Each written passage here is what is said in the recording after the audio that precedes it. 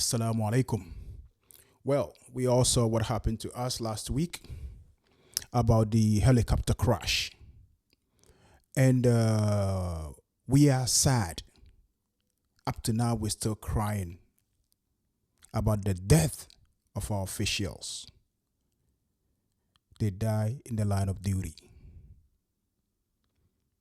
trying to help us.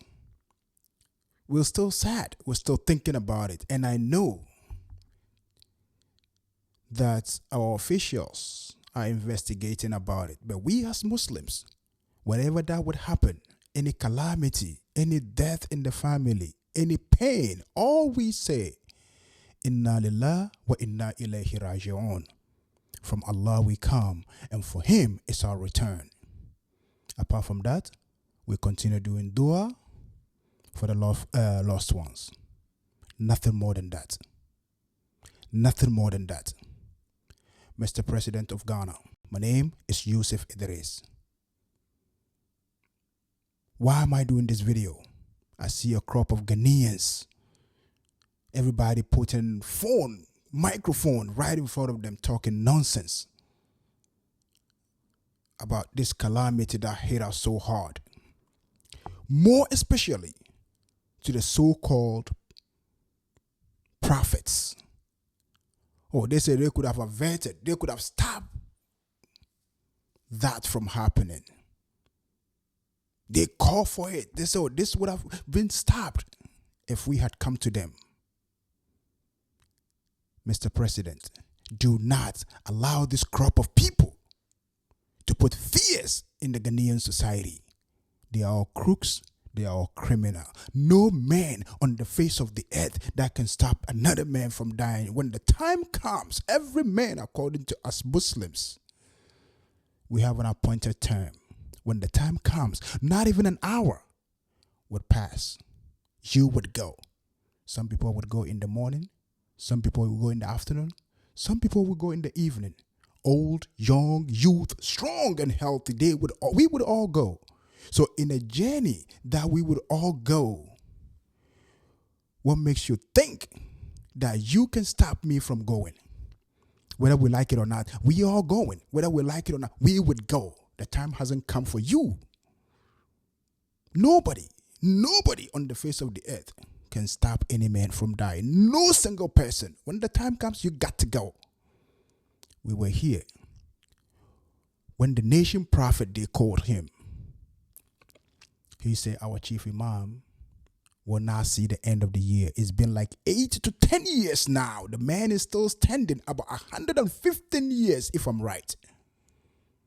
What happened? God changed his mind?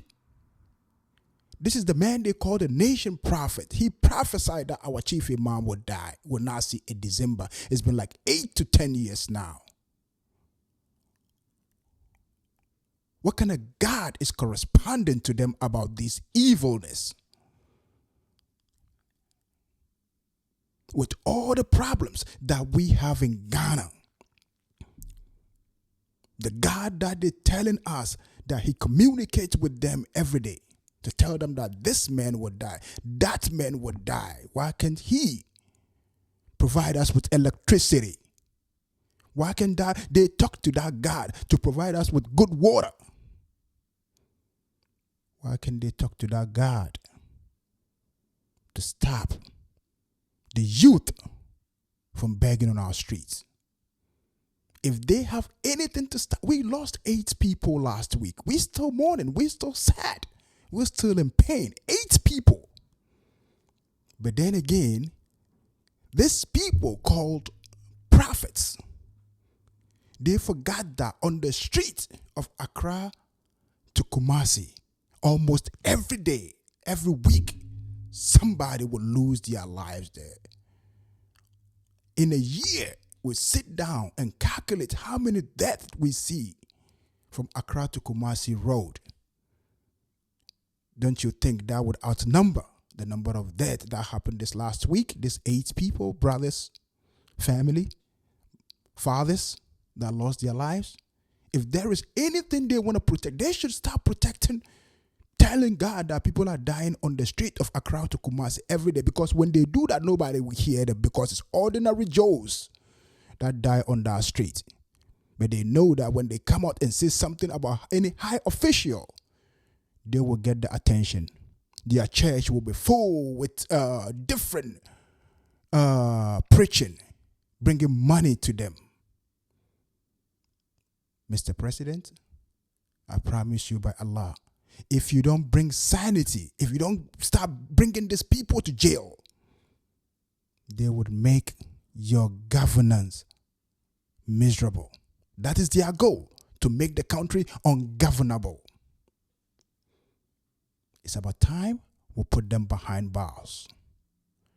What kind of God do they have when the IGP, this past IGP, every December, he got his men walking in every church, more especially those that call themselves prophets. He tells them, if you open your mouth and say something negative, you're going to hear from me. Their God during those days, stop communicating with them, because their God was afraid of IGP. Why now? Why now? Mr. President, today in the West, when you stand by the train station and say, hey, bomb, hey, this, and people create any chaos, people panic.